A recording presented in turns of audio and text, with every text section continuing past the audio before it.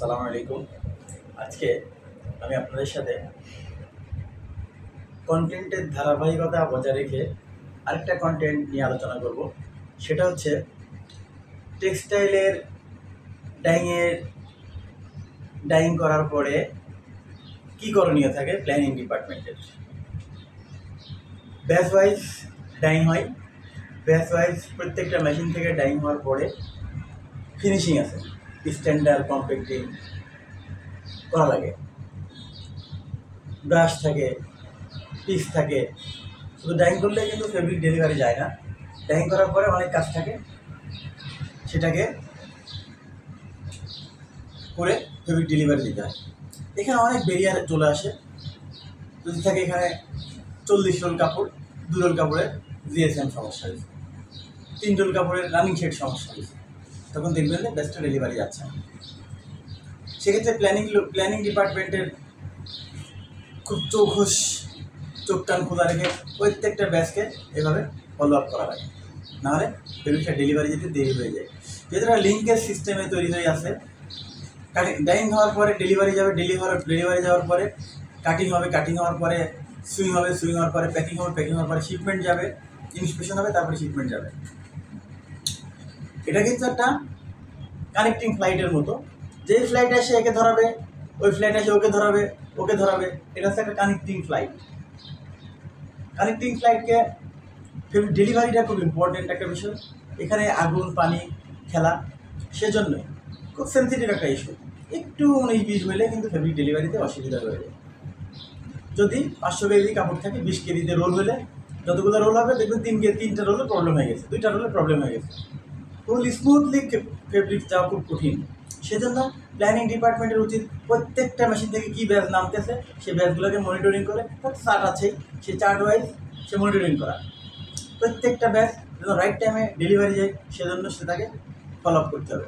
এটা ইম্পর্টেন্ট এবং চৌখস ব্যক্তিত্বের অধিকারী হতে হবে তাকেই, যে ডাইংয়ের fabric finishing delivery follow up করবে। সেজন্যই অনেক সময় ব্রাশে অসুবিধা হতে পারে, পিস থাকে, পিসে অনেক অসুবিধা থাকতে পারে, সুডিং থাকে, সুডিং অনেক সময় অসুবিধা হতে পারে, ভ্যারাইটিস। এখানে আগুন পানির খেলা, এখানে সবচেয়ে অসুবিধা। গার্মেন্টস ইন্ডাস্ট্রি বা গার্মেন্টস নিট কম্পোজিটে সবচেয়ে অসুবিধা ডাইং করার পরে ডেলিভারি। অনেক ব্যারিয়ার আটকায় যায়, অনেক সময় শেড মিলে না, বাইরের দেওয়া শেডের সাথে, বাইরের দেওয়া শেড অ্যাপ্রুভালের সাথে বাল্কের শেড মেলে নেয়, ফেব্রিক ডেলিভারি যাবে না। সেজন্য প্ল্যানিং ডিপার্টমেন্টের উচিত হবে প্রত্যেকটা মেশিন ওয়াইজ থেকে ফেব্রিক ডেলিভারি ডাইং হওয়ার পরে ডেলিভারিতে তাদের ভূমিকা রাখতে হবে, যেন প্রত্যেকটা ব্যাচ ডেলিভারি যায়। সেজন্যই কোন ফেব্রিক্সের কতক্ষণ ডাইং হতে সময় লাগে এটা অবশ্যই প্ল্যানিং ডিপার্টমেন্টে জানা উচিত। কোন ফেব্রিকেশনের এগেনস্টে কোথায় হিট সেটিং হবে, কোনটা হিট সেটিং হবে না, কত ডিগ্রি টেম্পারেচারে কোনটা ডাইং হবে, তাই বেসিক ধারণাটা প্ল্যানিং ডিপার্টমেন্টের অবশ্যই জানা উচিত। না জানলে সে প্ল্যানিং করতে পারবে না, সে ফলো আপ করতে পারবে না। প্ল্যানিংয়ের লোক তো ডাইং রেসিপি দিতে হবে না, প্ল্যানিংয়ের লোক ডাইং করতে হবে না, ডাইং করা শুধু ফলো আপ মনিটরিং। তার লাগবে হচ্ছে ফ্লোর স্ট্যাটাস তৈরি করতে হবে, ফ্লোরে কত টন কাপড় রয়ে গেছে, কোন ফেব্রিক ডেলিভারি যায় নাই।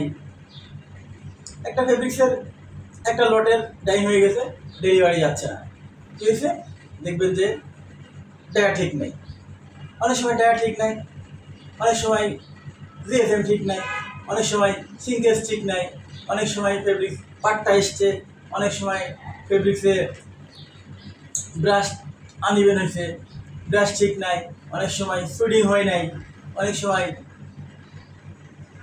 4 পয়েন্টে অ্যাকুয়েলে পাস হচ্ছে না, অনেক সময় ফেব্রিক্সের 1000 ইস্যু থাকে।